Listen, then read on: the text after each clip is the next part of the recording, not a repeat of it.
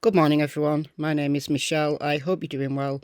Welcome to another video. It's Tuesday morning, it's ripping up a storm outside, so the footage that you're seeing right now is from a couple of days ago when it was nice. Now it isn't. So I want to talk about the Michael Vaughan case again today. The overarching topic of this video, the overarching message is please do better. It's aimed at not only YouTube creators, but also the audience, the mainstream media, and even law enforcement. Please do better, because the events of yesterday really, really hurt the Vaughan family. They cannot happen in the reporting of any case, whether that's by YouTubers or whether that's by the media. Please think, do better. So what went down? I did a live yesterday afternoon, my time, so it was this one, latest updates on the search. And towards the end of that live, as you can see, it was streamed 15 hours ago as I record this, somebody posted in the chat that Sarah Wondra had been arrested for failure to notify a death. So one of my mods rang Brandy, and Brandy said, no, it's not true. It's not true. So I got off my live, with the message to my audience saying, it's not true. Brandy says, as far as she knows, and they're informed before the world, that is not true. So we were speculating a little bit on the live, where has this come from? People just make up stuff, and I don't think it is usually that people just make up stuff. I think usually it's one of the products of the game of telephone, that somebody finds something, passes it on, then it gets told to the next person who passes it on, and every time the story changes a little bit. I think that's where a lot of the rumours come from. It's not malicious, but it's very detrimental and it's hurtful. So then it came out that Sarah Wondra had indeed been charged. This is from the court portal from idaho.gov, and she had indeed been charged. So I posted, Sarah Wondra has been charged with failure to notify death. At the time I got off my live a couple of hours ago, and it was less than a couple of hours, it's probably only like an hour previous. When I got off my live, Michael's family were not aware of this. Please tell me they were informed before it hit the YouTube streets. And so many of you commented and said no. Brandy was informed. She was on a panel of a channel that she trusts, and she was informed right there on YouTube, and her reaction was absolutely devastating, just heartbreaking. The whole situation is heartbreaking, but having YouTubers making this situation worse, I want to say it's unforgivable, but let's be fair-minded here and say the YouTuber concerned, and I'm not going to name them, rang up the jail for information as to what Sarah Wondra's charges were. That YouTuber was told over the phone of this charge. Now, whoever spoke to that YouTuber, I don't know, probably didn't realise that they were doing anything wrong by disclosing this information over the phone. The family had not been notified of it. The reason why they'd not been notified of it is because, Fruitland PD are protecting the family. So the YouTuber honestly wasn't to know that the family didn't know. Or were they? Guys, look, I'm a YouTube creator. There's nothing wrong in doing the sleuthing. There's nothing wrong in making the calls. Making the calls to find out what's actually going on. Nothing wrong with that. But in a rapidly changing situation like this, it perhaps just needs a little bit more thought. Don't put this out on YouTube until you know that that family has been informed. Is it the jail's fault for disclosing that information? Is it law enforcement's fault? Well, they were trying to protect the family. Is it the YouTuber's fault? The YouTuber concerned? Yeah, perhaps. For ringing up, no. But for putting that on YouTube in the current situation, I think was a lack of judgment. And I think we all need to do better, myself included. I was on Novelist True Crime's channel last night on his panel for Monkey Monday, and the discussion we had was kind of way beyond Monkey, to be honest.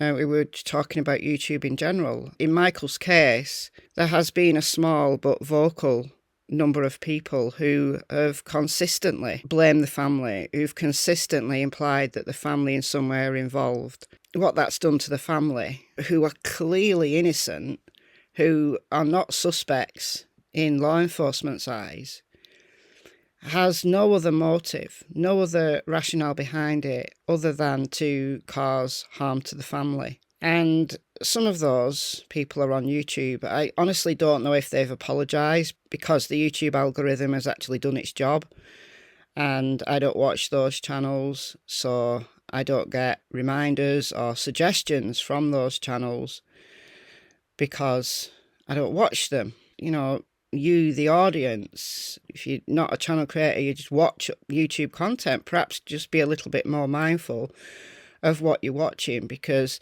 the more you watch a channel, the more it will get recommended to you in the algorithm. And it's easy to get drawn in to those kind of drama videos.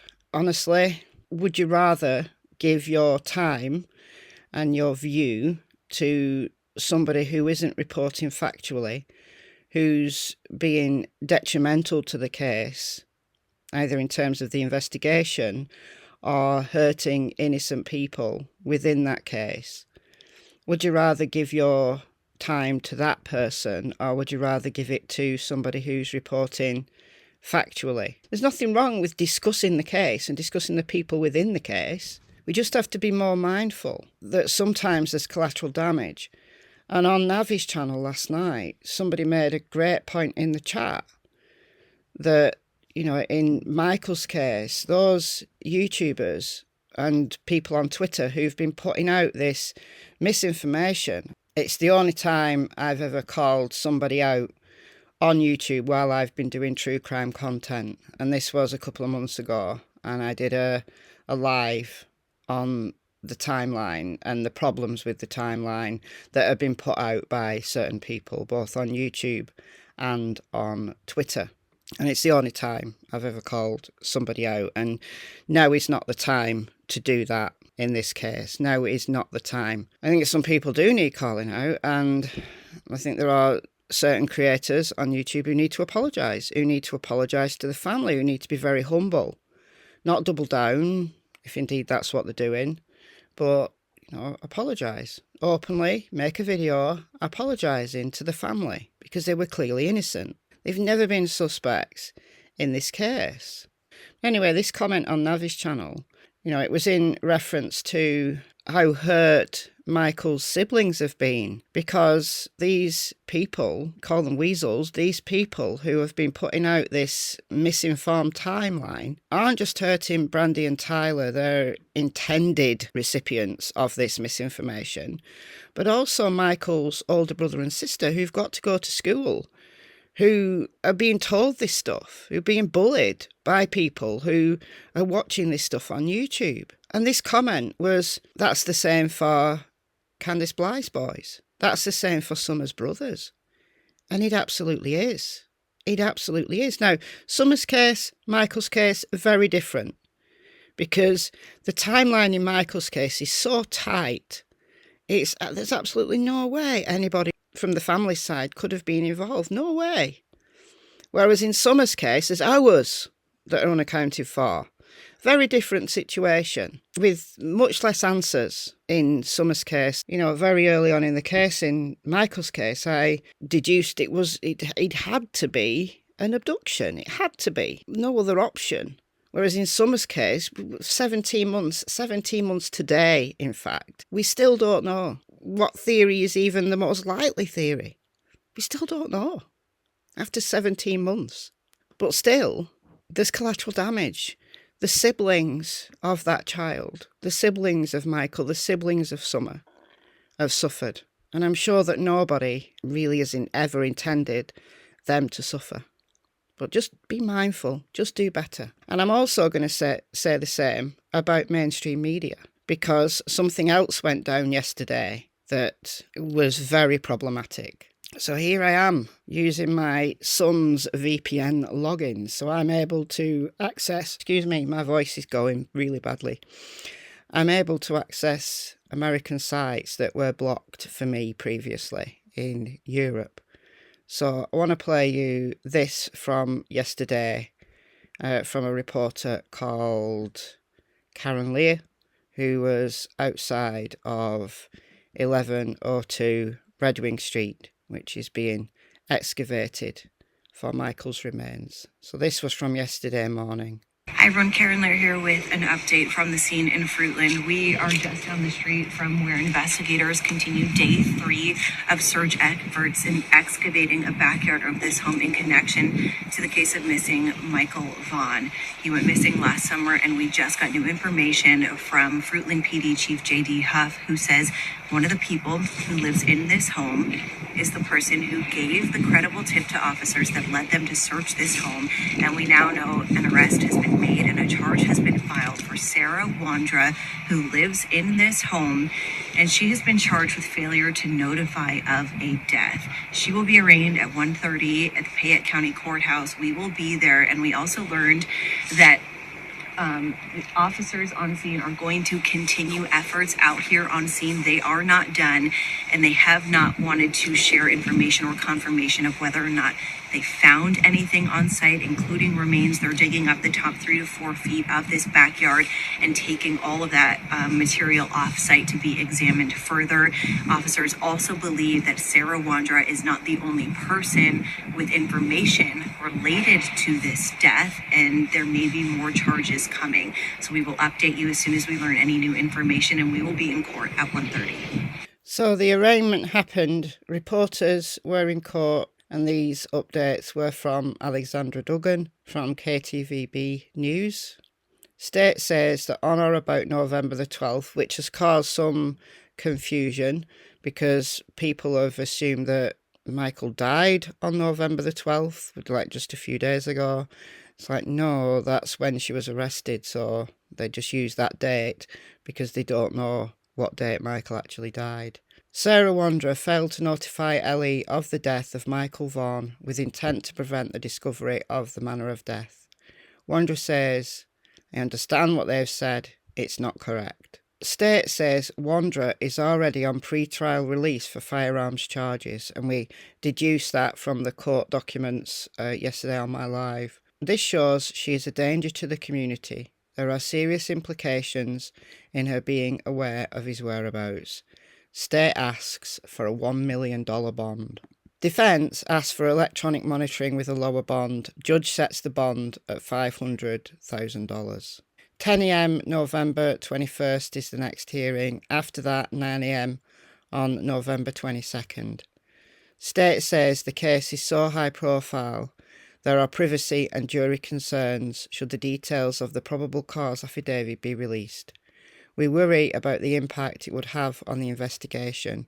This could jeopardise future proceedings considering the public nature of the case at this time, the defence says. There are risks to harm of persons should that information be released, the judge says on the affidavit, and the docs are sealed. And we shouldn't have known anything else about this. Those documents were sealed for a reason. However, at least one mainstream media outlet ran with what was discussed in court, and it's out there. I'm not going to signpost anybody to it. I've seen numerous YouTube channels discuss it already. Once something's out there in the press, then it's out there. Even if that's taken down, people will have taken screenshots, people will have discussed it. There's names out there that shouldn't be out there. This is bad. This bad of that media outlet. I don't know whether they're the only one. I'm not going to repeat it on this channel. You're not going to hear what the content of that was from this channel. It shouldn't have been out there. So it's not just YouTubers that need to do better, it's the mainstream media. We all need to do better. We all need to do better for the victims and their families. So let me know what you think about all of this in the comments below. I've been Michelle, hope you're well, I'll see you in the next video. It's goodbye from Miss Tillington and Miss Cassie Springer. I will be live later, but it will be later on today. It will be into the evening my time, most likely. So I'll speak to you then. Bye, guys.